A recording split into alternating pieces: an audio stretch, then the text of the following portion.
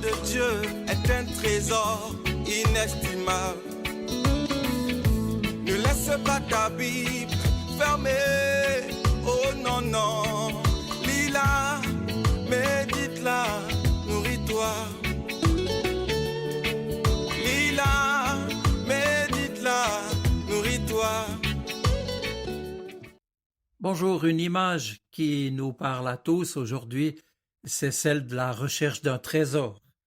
Le trésor qu'il s'agit de découvrir se trouve aussi utilisé comme image par Jésus lorsqu'il s'exprime dans l'évangile de Matthieu au chapitre 13, les versets 44 à 46. Deux toutes petites paraboles juxtaposées qui essayent de dire la réalité spirituelle de celui qui cherche ou qui ne cherche plus mais qui trouve. Qui trouve quoi? Qui trouve un trésor qui était caché mais qui était là comme s'il l'attendait depuis toujours. Alors, je lis dans Matthieu 13, verset 44. Le royaume des cieux ressemble à un trésor caché dans un champ. Une personne découvre ce trésor et le cache de nouveau. Elle est si heureuse, si joyeuse, qu'elle va vendre tout ce qu'elle possède et revient acheter ce champ. Le royaume des cieux, la présence de Dieu, une vie transformée, c'est semblable à un trésor ou à une perle de grand prix qu'il s'agit non seulement de trouver, mais qu'il s'agit d'acquérir, de recevoir, d'avoir pour soi-même. Cherchez et vous trouverez, dit Jésus. Eh bien, cette quête ne va pas toujours de soi.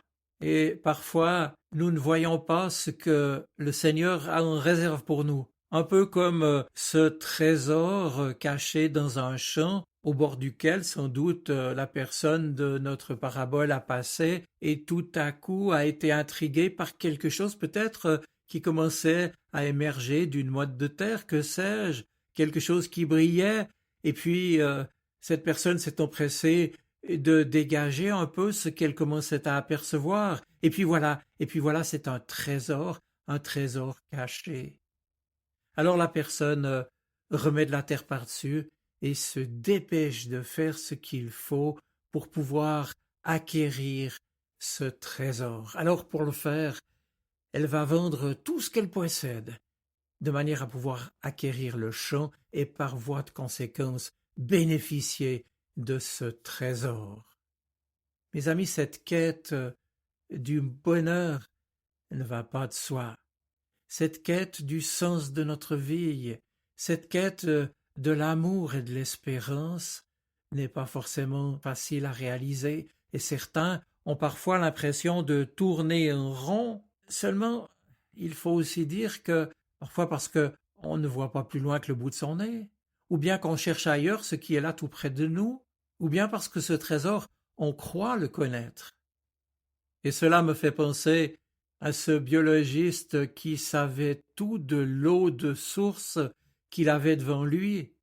Il l'avait analysée, il savait sa teneur alcaline, il pouvait dire quels étaient les composants, les éléments minéraux qui la composaient. Mais cette eau, il ne s'agit pas simplement de tout savoir à son sujet, intellectuellement. Il s'agit de la boire pour être désaltérée. Beaucoup de personnes savent ce que peut représenter la présence de Dieu dans une vie. Ils peuvent même l'expliquer à d'autres. Mais tant que cela n'est pas une réalité profonde, vécue quotidiennement dans sa propre vie, cela n'est que du blabla. Le royaume des cieux, il s'agit non seulement d'ouvrir les yeux pour le découvrir là où Dieu l'a placé, c'est-à-dire au plus profond de notre cœur, de notre vie, lui qui nous attend et qui veut habiter pleinement en nous, mais encore faut-il tout faire pour pouvoir le recevoir, l'accueillir. L'homme ou la femme qui découvre ce trésor fera tout ce qu'il faut pour pouvoir acquérir ce magnifique trésor qui va transformer son existence, car le signe qui ne trompe pas, le signe éclatant de la découverte du trésor, c'est la joie qui en résulte. Et c'est la joie, encore la joie, qui permettra dorénavant de vivre autrement la suite des jours. Celui ou celle qui découvre un trésor dans un champ, évidemment, ne vivra plus comme il vivait jusqu'ici. Et lorsque l'on reçoit le Seigneur au plus intime de sa vie, lorsqu'on vit de sa vie comme d'une source d'eau vive, alors notre vie tout entière est transformée. Nos engagements, notre manière de faire confiance à Dieu, notre amour, notre espérance. Mes amis, ce texte nous invite donc aujourd'hui à réfléchir et à nous dire, mais qu'est-ce que aujourd'hui je peux faire pour mieux te recevoir, Seigneur, pour mieux te laisser irriguer ma vie, moi qui suis si souvent assoiffé de toi, assoiffé d'un monde nouveau, assoiffé de joie et de paix.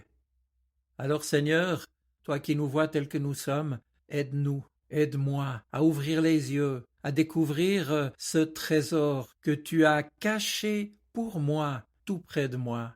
Aide-moi, Seigneur, à toujours davantage m'ouvrir à toi, pour laisser ta vie irriguer ma vie, pour laisser cette source d'eau vive me désaltérer et me permettre, à mon tour, de mieux croire, de mieux espérer, de mieux aimer. Je vous souhaite une bonne semaine. Soyez bénis. Amen. La parole de Dieu est un trésor inestimable. Ne laisse pas ta Bible fermée. Oh non, non.